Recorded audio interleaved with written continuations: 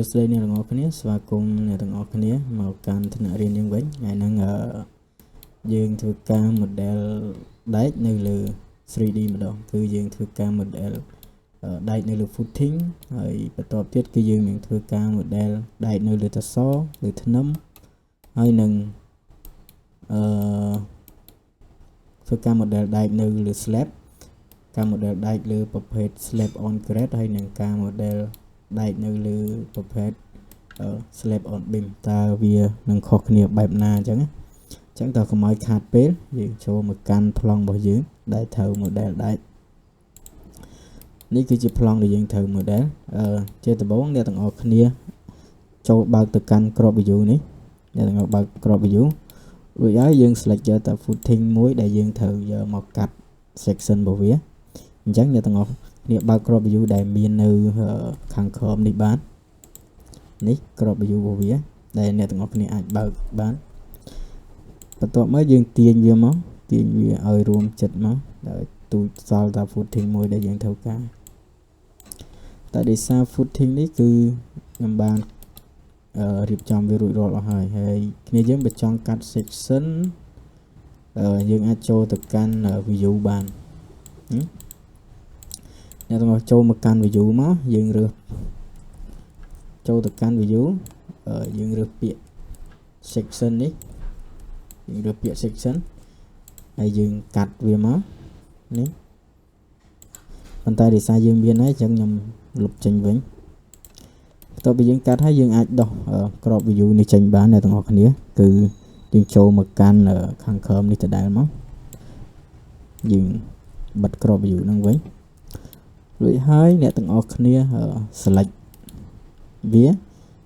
អ្នកទាំងអស់គ្នា select វាមកហើយយើងចុច mouse ស្ដាំយើងចូលទៅ go to view វានឹង show ឲ្យយើងឃើញនៅប្លង់ដែលយើងsection ដែលយើងបានកាត់វាហ្នឹងបន្ទាប់មកទៀតបន្ទាប់ពីយើងបានកាត់ section វារួចហើយអ្នកទាំងអស់គ្នាចូលទៅកាន់structure ដើម្បីធ្វើការគូរយើងចូលមកកាន់ structure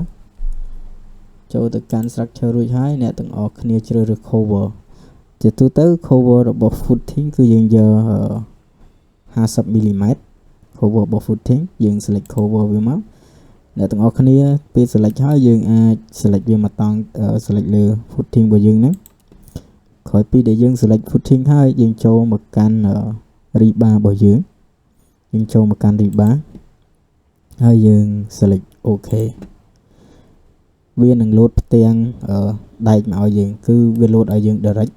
បើសិនជាគ្នាយើងអត់ទាន់មានអាហ្នឹងទេយើងអាចចូលទៅ load នៅក្នុង family បានពេលដែលយើងតម្លើងកម្មវិធី Revit មកគឺវានឹង load ឲ្យយើង direct មកអញ្ចឹងយើងទៅមើលដែកដែលយើងត្រូវ model ហ្នឹងវាមានប្រភេទម៉េចអញ្ចឹងអាដែកស្របជាមួយនឹងប្លង់នេះគឺប្រភេទរបស់វាគឺ V10 A150 ហើយនឹងដែកមូលនេះគឺ V10 A200 អញ្ចឹងយើងអាចដំបូងផុតគឺយើងត្រូវមើលថាតើ space យើងត្រូវរើសប្រភេទអីមកប្រើវាមាននៅខាងលើនេះហ្នឹងខាងលើនេះគឺវាមានតាក់ទងទៅនឹង single លក្ខណៈថា single នេះគឺយើងកំណត់បានតែមួយទេហើយចំណែក effect number នេះគឺយើងអាចកំណត់ចំនួន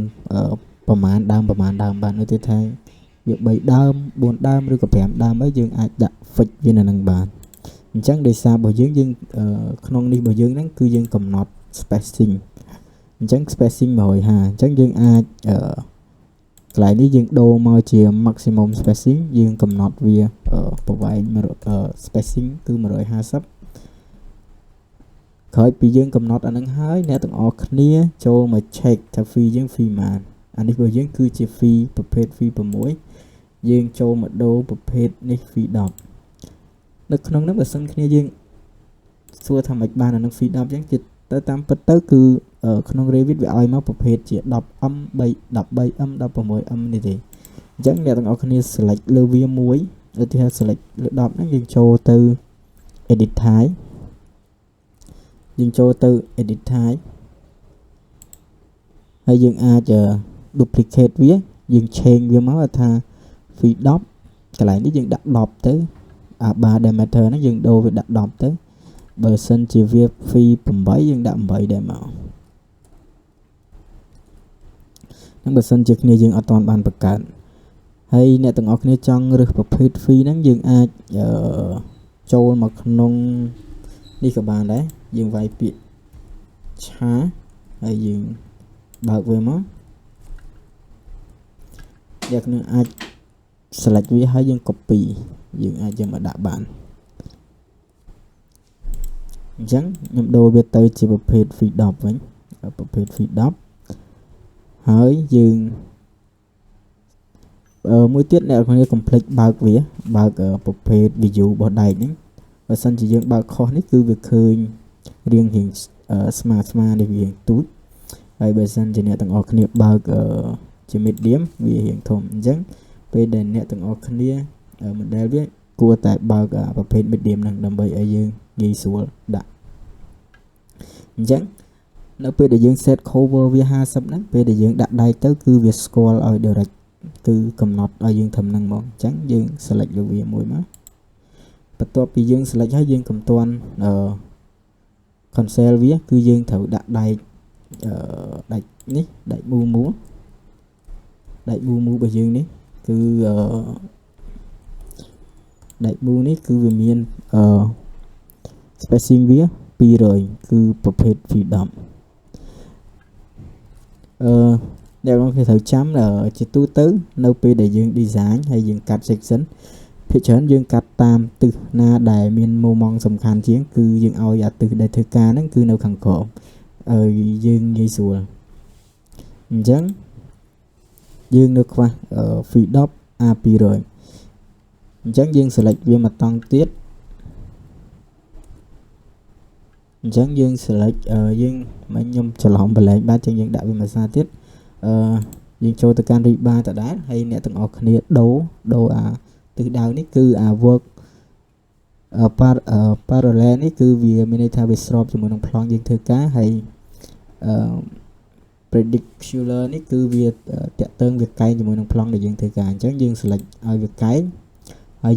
យើង check មើល spacing របស់យើងនេះគឺវានៅ150ដូចអាមុនដែរអញ្ចឹងយើងធ្វើការ change វាយើងដាក់វា200វិញហើយ phi 10វាត្រូវហើយអញ្ចឹងយើង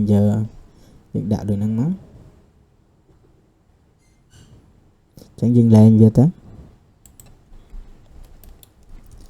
បន្ទាប់ពីយើងធ្វើហើយអ្នកទាំងអស់គ្នាអាចចូលមកមើលប្លង់ 3D របស់យើងនេះអ្នកទាំងអស់គ្នាចង់ដឹងថាប្លង់មួយណាយើងអាច select footing នឹងមួយហើយយើងចូលមកកាន់ប្លង់ 3D មករួចហើយអ្នកទាំងអស់គ្នាselect ដែករបស់យើងហ្នឹងយើងចូលមកកាន់view feasible edit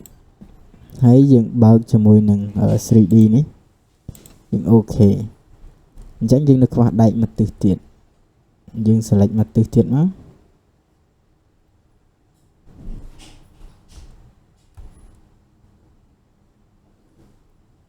យើង select ដែកមួយទិសទៀតយើងចូលកន្លែងនេះដដែល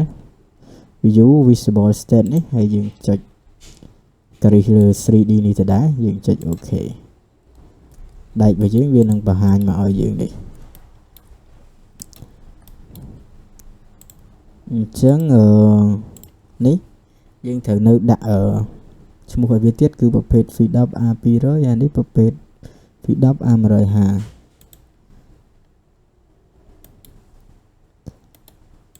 អញ្ចឹងអ្នកទាំងអស់គ្នាអាចប្រើ comment មួយដែល comment ឈ្មោះថា tiger អ្នកទាំងអស់គ្នាវាយអក្សរ T ហើយអក្សរ G នេះមក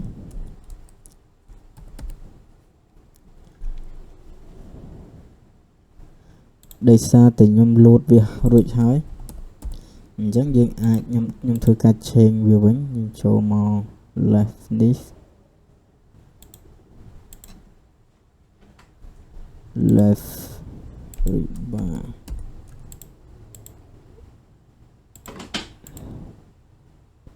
នេះពេលដែលមុននឹងដាក់យើងអ្នកទាំងអស់គ្នាដូរវាយើងដូរទៅជា free នេះ feed 10 A150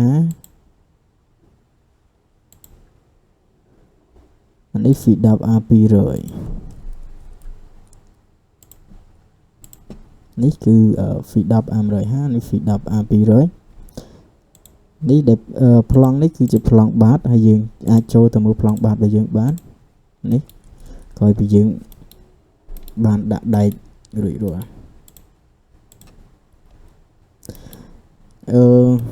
នៅលើកក្រោយខ្ញុំនឹងបរៀនតាក់ទងទៅនឹង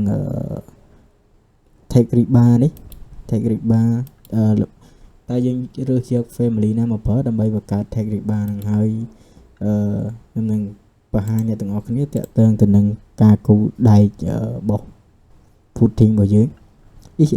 ដែកបោះតសគឺដែកនេះគឺយើងនឹងបង្ហាញតាក់ទងទៅនឹងដែកបោះតសនេះវិញម្ដងអញ្ចឹងហើយហ្នឹង